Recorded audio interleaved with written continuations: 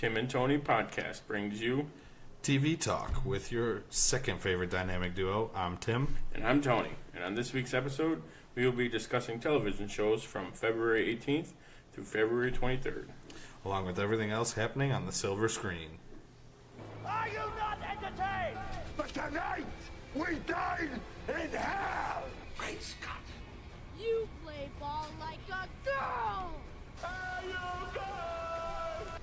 We're on a mission from God. But life, finds a way. I have come here to chew bubblegum and kick ass. And I'm all out of bubblegum. Yippee-ki-yay, motherfucker. We came, we saw, we kicked its ass.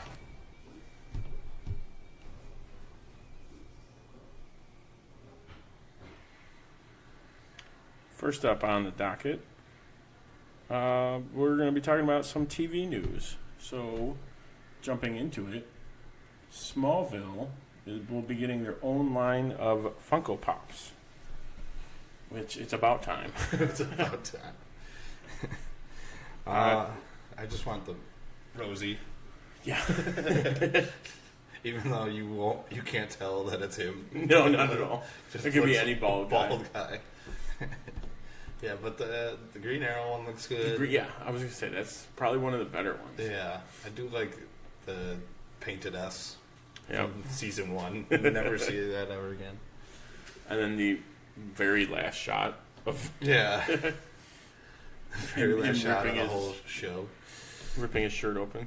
Yep. We also got some Titans casting news. April Bowlby is going to be Elastigirl, so part of the Doom Patrol, and that is she has been in 2.5 Men, Candy. Yes, Candy. Which is pretty funny, I thought. She plays like the same character In from everything. that, yeah. From whatever I've seen her, because I think she was on Big Bang Theory too for an episode and did the same role. Yeah, pretty much the same role. They also got Bruno Becker is cast as the Chief, and Jake Michaels from Designated Survivor as Robot Man. And the other guy, the Chief, has not been in anything. Really? that I know. A lot of like Mexican TV. Oh, okay. Yeah. So going with some new no-namers. New faces. faces. Legion Season 2 also got a promo with Aubrey Plaza trying to convince everyone that Season 1 was all fake or just a dream. Yeah, which was pretty funny. They actually did this in an episode. Where it was just like a dream? They were trying to convince him that everything that had happened in the last few episodes was all a dream or something. And he's back in the mental ward or something like it shows messes with your mind a lot. Yeah, it's one of those, like, I think Family Guy did an episode with it where they started the episode where I think it's where Stewie kills Lois. Oh yeah, and then at the end it's like it's just a simulation. Yeah, and then even Brian makes a joke. He's like, "Aren't people gonna be pissed? Are people gonna be pissed when they realize it's just everything's fake and nothing really happened?" And then they turn and like spike the camera. Yeah. We also got Lost in Space reboot. Reboot is got us our first teaser trailer from Netflix. Dude, Netflix has become really pumping out some new content too. Even though this is a reboot. Yeah. Which this Netflix funded content, we'll say. Yeah, they have a lot of movies and even more TV. Yeah, it's ridiculous. They're really pushing their original or their TV show titles is what they're really pushing. I'll give this a shot, even though it doesn't have Matt LeBlanc. That's a bonus. If only he was. And then we got our first look at Brainiac for the upcoming sci-fi show Krypton on Sci-Fi. Yeah. Looks very good. The teaser, the teaser trailer video. Yeah, like pretty creepy, pretty scary. It looks very. It looks like a lot of CGI though. Which but I think it looks the picture though doesn't though. The picture. No, the picture looks practical. Yeah, but the CG looked. It looked good. That's definitely when he's like hooked into his ship though. Oh yeah. Yeah. Because I think it was in the clip where it was just like, we tried to incorporate like the skull ship. Yeah. It looked cool. It does. Like, for being a TV production, they sunk a lot into the CG for this. So hopefully it pays off and is not just kind of terrible. I think it will. if Happy was any indication of where they're going with their shows, this is going to be fantastic. It's going to be good. We also got some news from CW that Jesse Quick will guest star on Legends of Tomorrow, and it will actually be the same episode Constantine is back. So Necromancing the Stone. I think it's the 15th episode. 15th, yeah. Yeah. So I think, what was some of the rumors? Like, it's not going to be really her. It's going to be. It's going to be just like a. Man in the Chair. What was it? Dark projecting. Projecting it. Oh, Yes. okay. That's what it is. Yeah, Yes, that makes sense. she did just break up with him. The theory was reenacting the Savitar thing, and Kid Flash just going, "Done this, been there." That's what it is. So We'll see what they decide to go with. I think that's the episode that he becomes a legit member too. I want to say because they teased it at the end of this one. Yeah. Which that's a whole other thing I'll bring up later. But the one before he either is becoming a real member, or it's this one. I can't remember. Yeah, because I think this was 11 or 12. So like you said, I think it was like 15. It was. Yeah, it might have been. A couple weeks ago was 10, I think. Okay. Or a couple of weeks ago was 12. One or the other. But speaking of Legends Tomorrow, Jonah Hex will also return, and that's going to be supposedly during the season 3 finale. Yes. I feel like anytime they go to the Old West, he has to be there. You have to. Which I was watching through the animated series, and Jonah Hex popped up. Justice League animated? No, like Batman, the animated series. He shows up in an episode with Ra's al Ghul. Ah. I have to start watching that again. I'm like halfway through. It's really good. I got to the point when we're going a little off topic, but whatever. In season 4, when they switched to like the new Batman Adventures, where like all the characters got facelifts, basically. The art is a lot sleeker. Yeah. Yeah. So and that's on Amazon. It's on Amazon Prime. Okay. And no, I don't have. You don't have that. I don't have the 4th one. Yeah, you only have 3. I only have 3. Yeah. But I have Prime, so. We also got our first look at Iris in her super suit. So I guess the reason she has speed, because it was rumored that she's pregnant, and that's why they made Cecil. That's what I was going to say it right this time, too. Cecil, yes. Cecile has powers was so that they can explain why Iris got powers, but it's actually a meta who switches people's DNA. So Barry will be the guy in the chair, and she'll be the Flash. Which, I mean, he's still a forensic scientist. Genius, too. So that shouldn't really hurt too much. And then also, McDonald's is planning on releasing 20 million packets of Szechuan sauce, which was a Rick and Morty joke from last year, I believe. That the beginning of season 3. Yep, that McDonald's tried to capitalize on and they failed horrendously. Got one today. It was good. Can confirm it was very good. Oh, jeez, Rick. Oh, jeez, Rick. Good old Morty. Okay, now it's time for the dynamic book duo with Bluntman and Chronic. Okay, this week we read Battle for the Cowl. And for those of you who don't know, Batman dies. Or is dead. At the beginning, I believe. He died in Final Crisis, Darkseid. Which is just another one we're going to have to go back and read. I haven't, so a definite possibility. He shoots him with an Omega Beam and kills him. And then, I guess this is like the 10th time we've read like a middle book. But we always seem to.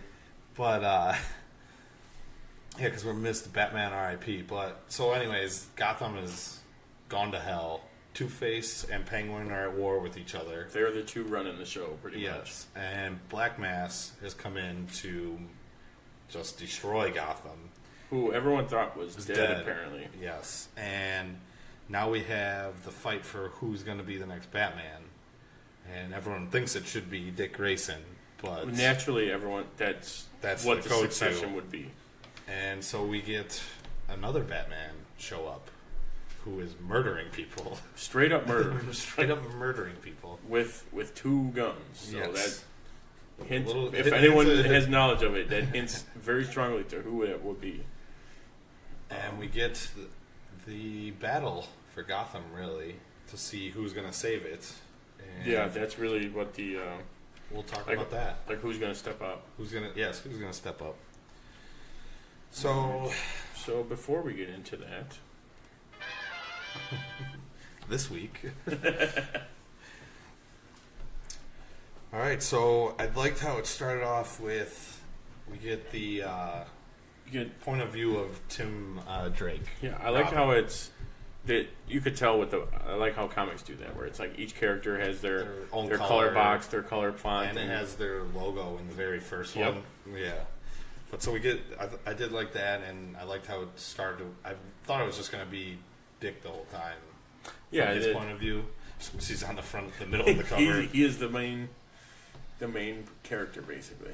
Yeah, but so we get Tim's point of view, and then we get how Black Mask is going to be our overarching villain of this story. And he breaks everyone out of Arkham, and then burns it down. I was going to say, he breaks them out, and then just destroys what's left. Yeah. Basically. So I did like that we got a ton of villains in this. Most of the main ones do make an appearance in Killer some Croc, way. And who else did he break out? He killed somebody right off the bat, too, that didn't want to listen. Oh, yeah. You know what? That's a good question. Yeah, he killed... And, yeah, but that was pretty cool. I like that. I don't think it was a main villain. I think it was just like a side guy, yeah. Someone small. I thought he killed Victor Zsasz at first. Who looks totally different from any other drawing of him. Yeah, that was good. And then, this is when we get our pseudo-Batman in the dark outfit. If you can see the picture, he is the one with the red eyes. This is a tease. Yes. But we get to see him and him taking out bad guys, and then that's when Tim Drake decides he needs to hunt this guy down. Decides someone needs to do something. Because he's ruining Batman's name. Yeah. And he puts on the cowl. And it's the old school, the gray and the blue, yeah. With the yellow emblem. Yeah. That's one of my favorite ones. And then he goes, yeah, like you were saying. Does he find out who it is, or I think I wrote a note here. We obviously know who it is. We know who it is. I don't think he does. I don't think the moment. He finds out when he finds the cave. He does. Yes. Or he figures it out pretty quickly. Yeah, along with Squire. I don't remember. He's in like a old Bat cave that Batman had, or something like that, like a secondary. Also, yeah, the Squire character, even though being small with like mostly Damian. Yeah. I don't remember. I don't think I've ever seen that character before. But well used overall in the story, I would say. Yes, and then the second story, I think it's a 3-parter. It's or 4-parter. I'd say it's 4 because like the last one's a jumble of a bunch of them. Yeah. Yeah. But yeah, so it's this one's by the Batman that we don't know who he is yet, and we get his internal monologue, and then it goes into like he shoots Damian right away. Yeah. Who wasn't Robin yet. He wasn't in a Robin outfit. He was. I think Tim is still Robin. Tim is still Robin. But Tim's in the call, and they have a pretty good fight. I did love the scene, or the scene, I guess, where he takes a crowbar and hits him.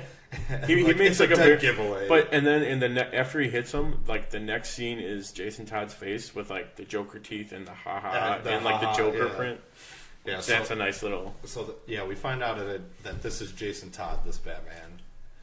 And which using guns, one's a dead giveaway. Yeah, that's a dual wielding guns is pretty much him. What else? Yeah, the laugh was like perfect. Yeah, it was like as soon as I just started, I was like yes, and it's like the same even like picture of him hitting him with the crowbar. It's like perfect. They just changed the character and coloring and stuff, and it's this. Yeah.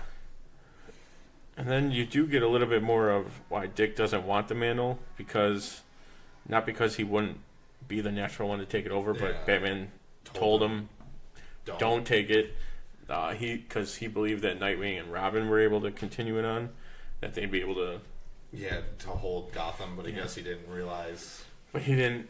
How big of a symbol Batman was. Right. He didn't realize the full potential of what Batman stood for, which I think is kind of what Alfred was kind of trying to tell him. Yeah, but and then there's like, what is it? They changed the sign to Batman's dead, the bat signal. Wasn't that Riddler did that? Yeah, and then or changed it to like R.I.P. in the middle. Yeah, and the town was just going to hell. Yeah, like a normal episode of Gotham. Though. Exactly. It's like, oh, if the cops aren't doing anything, let's just loot and riot and then see what happens. So then Robin calls in a ton of people to help him out, and we got a picture from the book of them all helping him. We get Black Lightning's in there. We'll None of these people talk either. This is the only time we see them. The only time we see them, and the only one that gets like a line in, doesn't even get a line in this, would be Huntress. But want to kind of call out who's on here? We'll start with the top left, who we're thinking is Owlman. Owlman? This is I definitely... thought he was a villain in the Identity Crisis. So that one could be up for grabs. Then you clearly get Black Canary on the left. Yes. Below her a little bit is Metamorph. And then you mentioned Black Lightning here next to him. Above her, or him...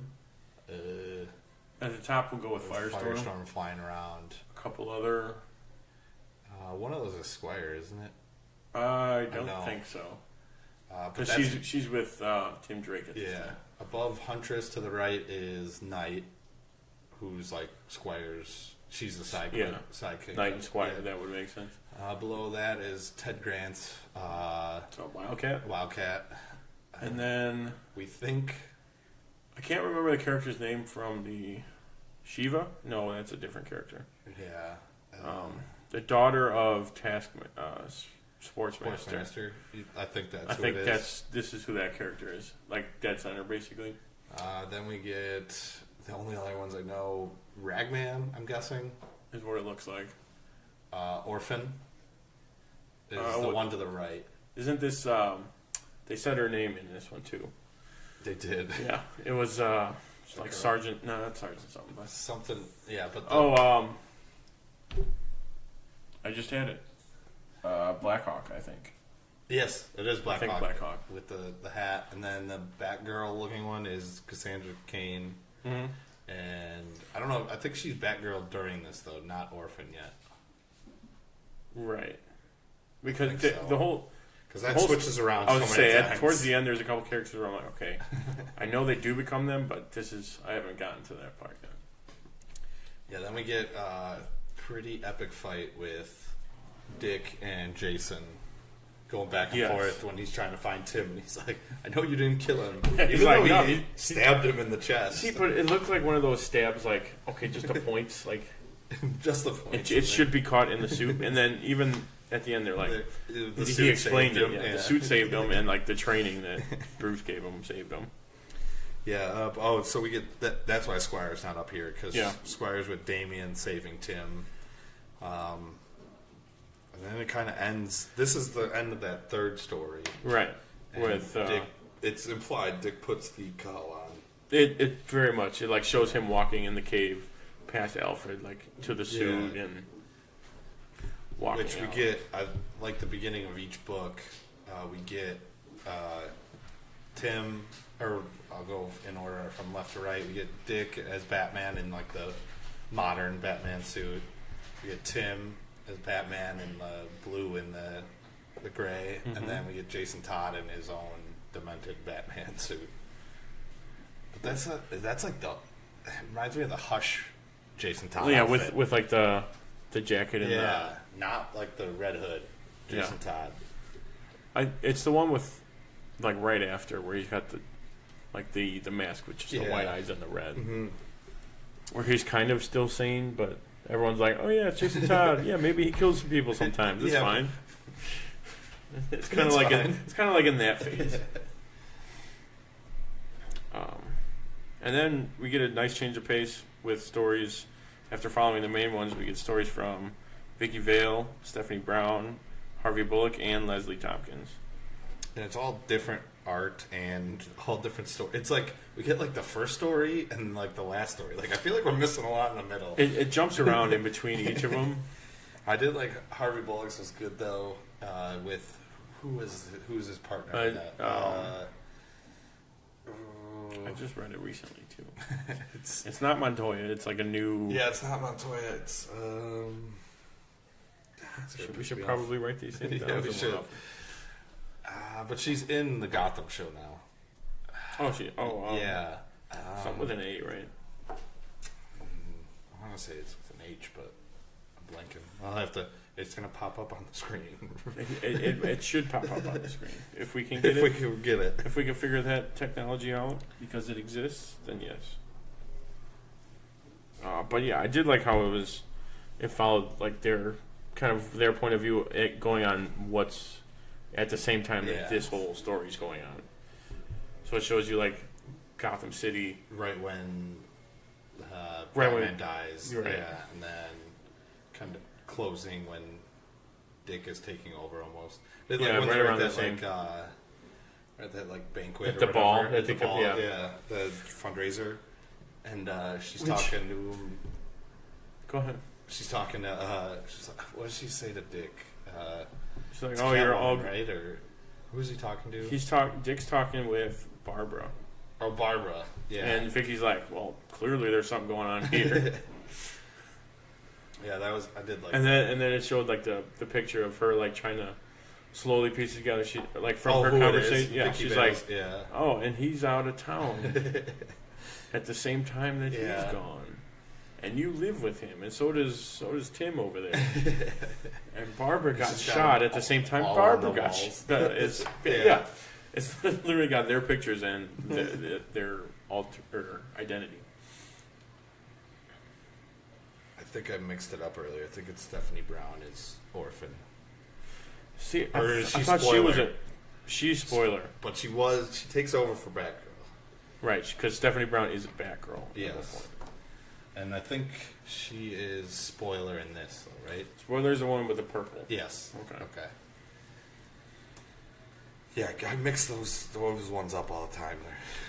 It got real confusing. Those are ones that I knew Stephanie Brown was a Batgirl, but I didn't know spoiler and that whole. Yeah, I do. I think that and her supposed relationship with what was it, Tim? With Tim, yes. Yeah, where it's like they mentioned it a couple times. Where like he basically broke it off, and she was not happy about it, but then she understood because for whatever reason. Any final thoughts? Overall, I liked it. I would like to read more of before when Batman died leading up to it. Yeah. And then is it like you said? This is a middle one, so I'd like to see. I think this is nearing the end. Yeah. So I'd like to see where it finishes up because I think we missed the only one we need to read is Final Crisis, and then Batman R.I.P. is like directly after that, and then it's this one, and then I want to say it's Return of Bruce Wayne, which I've read. But that one doesn't connect till like the very end of the book. Until the end, it's like this is how that happened. Yeah, the last panel. That is a crazy not Elseworld one, but like time travel, and it's pretty awesome. That's to see a pirate Batman. Oh, we're getting a ninja Batman, a pirate Batman. Yeah, that's a good one. I just overall want to read more stories of Batman and related characters. All right. Yeah, I did love this. So next week we will be reading Lethal Protector from Marvel, and that is the Venom story in which they took a lot of the story, I guess, for the new Venom movie. Yeah. Which I'm excited about. Yes. I've almost bought an issue just because of the cover, the yellow cover, I think it is. With Venom on it. The front, yeah. It's got the same logo. Yeah. It just looks so nice on it. So this is we see another picture pretty much at the end of the book that includes some of the villains on the right side that were included in the story. Firefly. Scarecrow. I thought he killed Scarecrow. That's who it was in the beginning, Black Mask. Because Crane was giving him shit. Yeah, I don't think he killed But Crane. I don't think he did. No, because he showed up in a picture Yeah. in his card. But that's who they made you think it was. Yeah. Gordon Lloyd or Lofts or something Is Firefly. Yeah. That's just the original. That's the episode I just watched Oh, for really? the animated series. Somehow it's always been lining up with when we talk about it or when something comes up. All right, now we're going to move on to our video game chat that we've started to talk about. With all this free time. Yeah, since our shows are gone, we need something to do. So video games have taken that spot. And this week we will be ranking sequels and talking about a few of our favorite sequels. All right, I'll start off. I try to do like number 2s, but then it was like the 3s and the 4s. The 3s and 4s and we're coming up 6s and like, 7s. So I try to stick as close, or at least I have like a reasoning behind why I picked this. Yeah.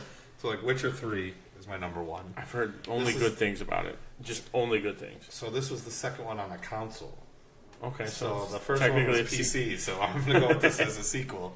Which second one that 2 you was played. 2 was very good too, though. But the whole series. Yeah, I've never played 1, so this is technically my second one as well. This is just a great game. Recommend. It's a long game. If you want to kill a lot of time, this is the game to play. That's where you can do it. My number 2 is GTA San Andreas, which is technically like 5 or 6. Yeah, it's technically, up there. But also this was like one of the newer gen consoles, number 2, because I think it went from Vice City to this. Well, it was Vice City, Liberty City Stories, and Ballad of Gay Tony. And no, that was after Liberty City Stories. That was 4. See, I haven't played any of those. So 4 and it was 4. 4 was directly after this. San Andreas, yeah. But like this is up there for them. I've played this so many times, and you can still remember like mostly with GTA. It's like you can remember all the levels, all the missions, all the like streets and stuff. Oh, yeah, once you start playing again, you're like, this is over here. Yeah. Like this one was just great because you had not only did you have like their representation of LA, you had San Francisco and Vegas, all in one map, and like a country area, and it was just awesome. You got to fly a jetpack, rob a casino. It was just like amazing. The fun stuff. Yeah. My number 3 is Assassin's Creed 2. This one was just a huge improvement from Assassin's Creed 1. The first one. Yeah, and they use a lot of what they did in this one in all the future games. So, yeah, this one was up there for me. Arkham City. We could talk about that for hours, which we probably will one day. And then I got to go God of War 2 from when I had a PlayStation. Fantastic. Yes, great game. The whole series. Yeah. And then some honorable mentions: Assassin's Creed Black Flag, because you get to be a pirate. Rainbow Six Vegas 2 was a great one. They added a lot to that one, which they still use in a lot of the Rainbow Six games, like Siege. The new Siege looks really good. All the Ghost Recons. But those are mine. All right, mine. I wrote a list and then I tried to order them kind of in what I thought would be my like top 5 ranking, but I could probably interchange them all and it would still be the same. So my number 1 was Call of Duty 4 Modern Warfare. Great game. Just phenomenal. One of my favorite stories, you could say, like playing through all the missions. That's the one with the awesome sniper mission. Yep. I had the name of it and I lost it. The most nerve-wracking it was so level of the whole game. Up until like the end, you're like, oh, okay, this mission's not bad, and then it's like, all right, hold this down for 20 minutes. You're like, well, shit. The name will come to me, and I'll throw it up on here if I can find it, figure it out. But my second one was also Batman Arkham City, just a follow-up to Asylum.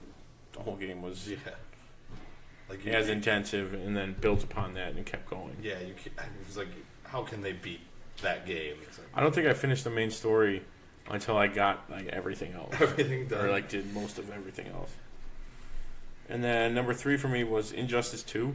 That was great. That was going to be on my honorable mentions, but I'm not a huge fighter game person, just because I don't want to put the time in and learn all the all the moves and the finishes. Yeah, but this one was a lot of fun just because like the single player story, and then the multiplayer is even fun too. Yeah. I haven't done many, or like all the gear and all that Yeah. stuff. like the multiplayer mode is like you could play against a computer and you don't have to do PvP at all, but it's still got those aspects. And then number 4 for me was GTA Vice City because it was technically the second game I played because I played GTA 3 and then Vice City. Tommy Vercetti, Helicopter Mansion, just so good. And then for 5 I just put Tony Hawk's Pro Skater because I had the N64 one, and then I think I went to Tony Hawk Pro Skater 4, and then Thug 1 and 2, and then American Wasteland. There's a lot. I think there was a couple more in there. 2 was great though. And then for my honorable mentions, I put Warcraft 3, even though that was my first game playing, but it was it's technically a sequel, so I listed it. This one, NBA Street Volume 2, phenomenal game. Bigfoot and stuff. Was this one was I forget the guy's name, but you could do the throw fake. Stretch was his name. Stretch. Yeah. You could play with Dime. This you was could play. my first 360 game. So much fun. And then, as for a newer game, I put Destiny 2. I haven't played this. I didn't play the first one, but I got into the second one a lot, and then I couldn't find anyone to raid with, so I never completed any of like the after game stuff, or any of like the hard mode after game stuff. Just the basic. Yeah, the basic daily stuff. But it was still fun, and it's one of those where you can probably pick it up and just keep playing and catch up. And then my last honorable mention was Resistance 2 and 3. This was a PlayStation. I think it was PlayStation only. I don't think I played either. It was basically like a Halo, but like it's you're like a Marine type player, and you have to try and stop the outbreak of a virus, of like a chimera virus is what they call it. And there are like you get infected, you turn into a chimera. I think I've seen this game. I don't think I've ever played though. It's fun. It was like another like single player mostly, but it was still a very good game. Okay. I mean, those are just a small sample of all of the games that sequels mostly that we've played. Because each one of these we could do their own ranking for their own games. Franchise. Yeah, it's just that good. Now it's time for some TV talk. Alright, so we still have break for most of these shows. Supergirl will be back when Legends is over. Flash and Black Lightning are coming back this coming up week, February 27th. Arrow and Gotham will be coming back this week, March 1st. And Agents of S.H.I.E.L.D. will be back after that, March 2nd. But this week we do have Legends of Tomorrow episode Here I Go Again. Zari finds her place on the team when she gets caught in a time loop that results in the Wave Rider blowing up over and over again. How will we be remembered? Will it be for saving the world twice? No. We're the team who broke time. That's right. History has been torn to shreds, which means it's up to us to put it back together again, piece by piece, fixing these so-called anachronisms before we get torn to shreds. So please, don't call us heroes. We're legends. Time travel is real. Went a little long on that one. Time travel is real. Time travel is real. Thanks, Rip. So this was just a fun overall episode. Yeah, we get Groundhog Day in the Groundhog 70s. Day. Yeah. On the Wave Rider. It was a cheap episode to make. Oh yeah, it was. I mean, maybe, and you know what? The explosion that they animated, they probably just the same one. It was just the same one, just in different, just like on the other side of it. Genius for them. I did like they finally gave Zari her own episode besides her intro. Right. It was more let her figure her own things out, get to know everybody, which was nice because she hasn't really done much. I mean, for being one of the more powerful Of them, characters. Yeah. Who's supposed to be one of the people who can defeat the big bad at the end. She really hasn't done too much. I did love when she kept trying to tell them that she was in like a time loop, and Ray they would always like knock her out, and he would always come up with a new reason. Like, we kept must going. be space crazies or something like that. And then she must have had too many donuts. And Mick looks at him like, what? She's like, I don't know. It could be anything. I did like, and also Mick was great in this episode. This was a very Mick-centric episode, but it was fantastic. When he took the MIB flasher they have to forget a song stuck in his head. It's like he was like humming it, and he like flashes himself, and he's like, "Why do I have this? What is this doing?" And then when Zari goes to Nate and tells him, like, "Oh, I'm stuck in a time loop," and he goes, "Next time, next time, tell me Groundhog Day. Just say that, and I'll remember."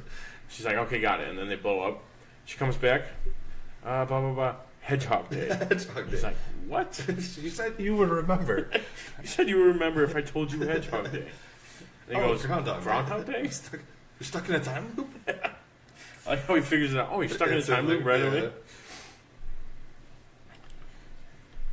Then we get more Nate and Amaya and them using the MIB flash after doing it in the, what is it, the main room? The library. The library, yeah. But the noises that are on. going on. Yeah. Like you just they shut the door. Steel clinking against things, and then a bunch of animal noises. And then her reaction is just like, God, why? I'll never be able to unforget this. Yeah, she's like picturing it too. You know that.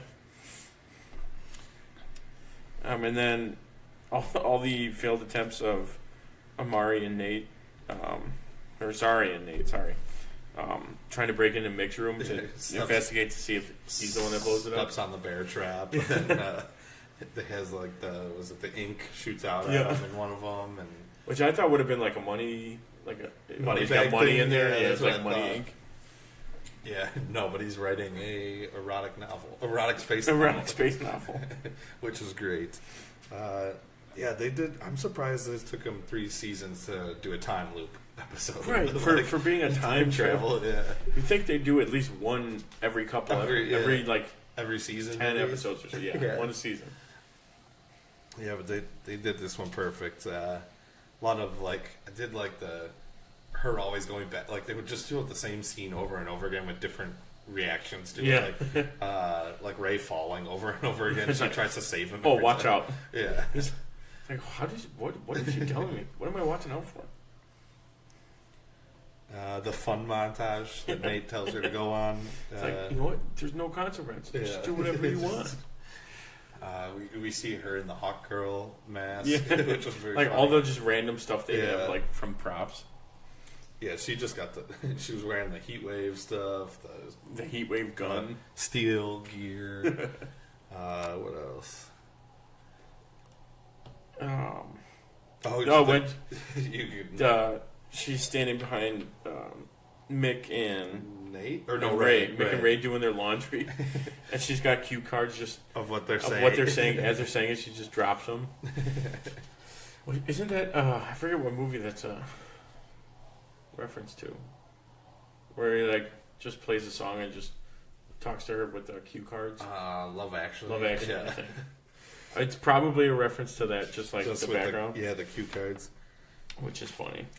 So then we find out. So she's been trying to find out this explosion this whole time, and we find out that the garbage disposal or something wasn't working right. So they think it's coming from there, and they find the time agent Gary set a loop, and I love that he's like, "Yeah, I set a loop at exactly 4:20," and then he laughs about it.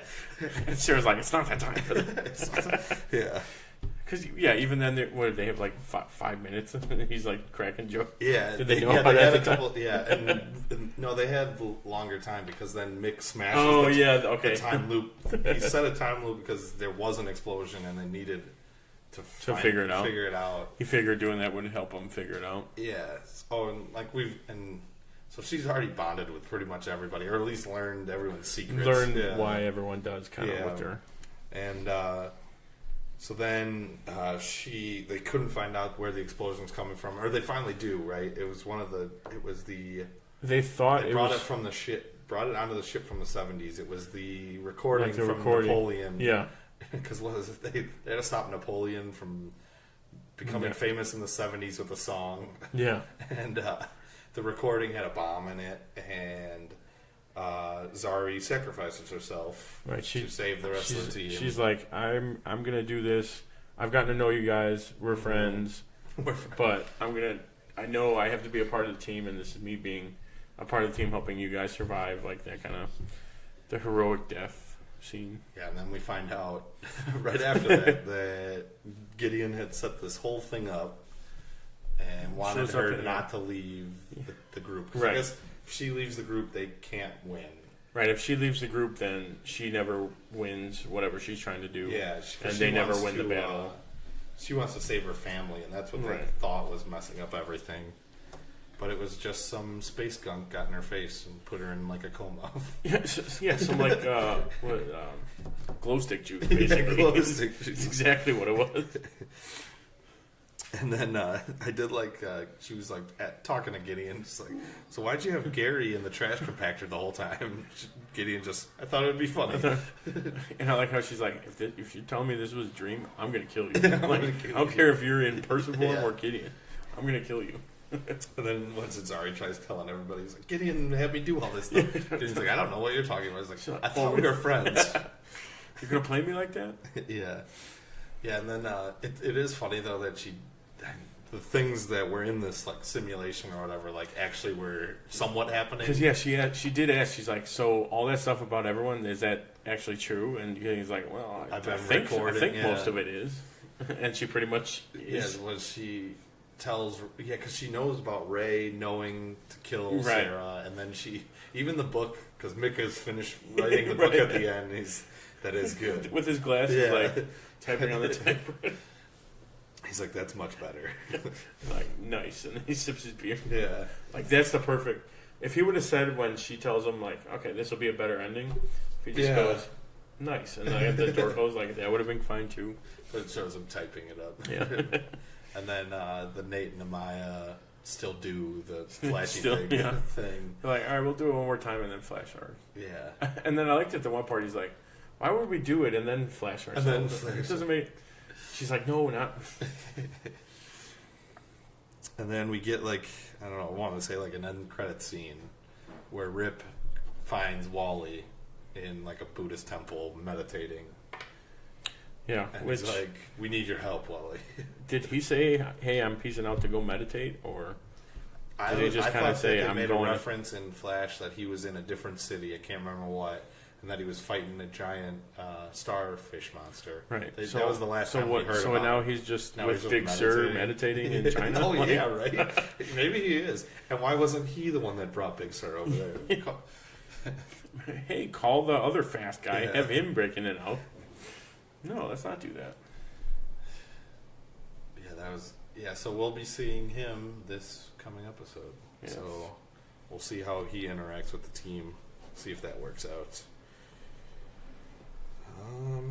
Any final thoughts? No, this is keeping me going to catch up. Yeah. So like all the new characters who I've maybe seen once or twice from my original throw I'm watching.